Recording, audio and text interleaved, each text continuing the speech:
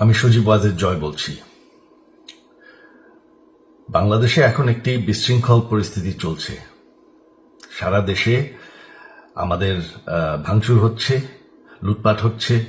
আমাদের শহরের বাইরে আমাদের নেতাকর্মী, আমাদের আওয়ামী লীগের নেতাকর্মীদের উপর হামলা চলছে, অনেকে হত্যা করা হয়েছে। এই পরিস্থিতিতে আমি বলতে চাই, আওয়ামী লীগ হচ্ছে বাংলাদেশের সবথেকে পুরাতন গণতান্ত্রিক এবং সবথেকে বড় দল। আওয়ামী লীগ কিন্তু মরে যায়নি। আওয়ামী লীগ এই দেশকে, বাংলাদেশকে স্বাধীন করেছে।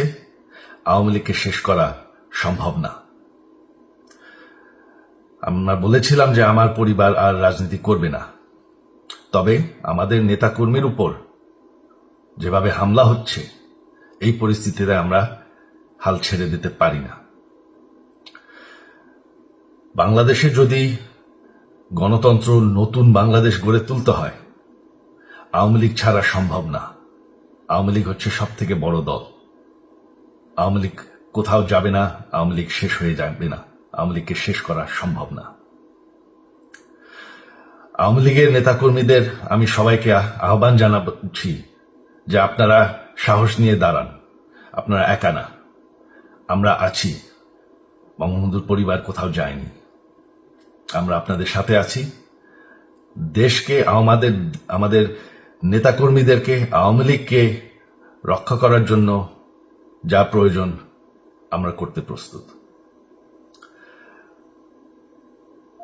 এই যে আমাদের বর্তমান যারাই আছে ক্ষমতায়, তাদেরকে আমি বলবো যে আমরাও একটি গণতান্ত্রিক, শৃঙ্খল, নিরাপদ বাংলাদেশ চাই, জঙ্গিবাদ মুক্ত।